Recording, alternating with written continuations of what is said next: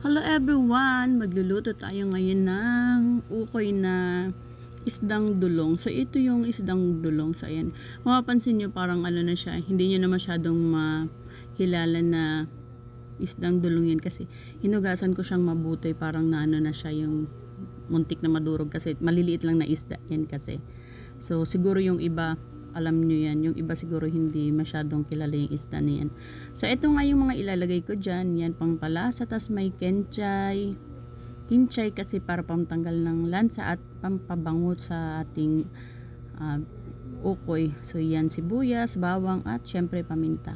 Lalagyan din natin yan ng itlog. So ito, 2 itlog yan nilagay ko. Dapat yung mga lalagay nating sangkap sakto lang. So ito nga lalagyan din natin yan ng harina. Dapat mas marami yung, para sa akin gusto ko yung mas marami yung harina kaysa sa isda, yung isdang dulong. So ito nga pinaghalo-halo ko na lahat ng mga sangkap. So ito na, andyan na rin yung isdang dulong yan.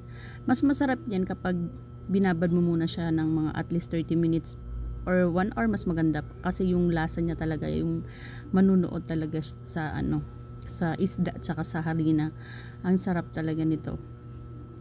So pag ganyan na, nababad mo na siya, ipiprito lang. Ang bilis lang lutuin ng ulam na ito. Pwede mo siyang ipang ulam, pwede mo siyang pang merienda, papakin. Masarap talaga siya, as in masarap. So ito naman, yan, piprito mo lang siyang ganyan. Sobrang bilis lang nitong lutuin kasi nga, di ba, maliit lang na isda, tapos harina, itlog, madali lang siyang maluto. So yan, tapos konting lang siya, konting init lang siya, mabilis lang siya maluto. Pero gusto ko ganyan talaga, crispy siya. So ito na nga at luto na ang ating ukoy na dulong. Naku, ang sarap nito. Try nyo magluto nito, mapapadami kayo ng kain. Kahit wala na siyang sausawan, okay na siya.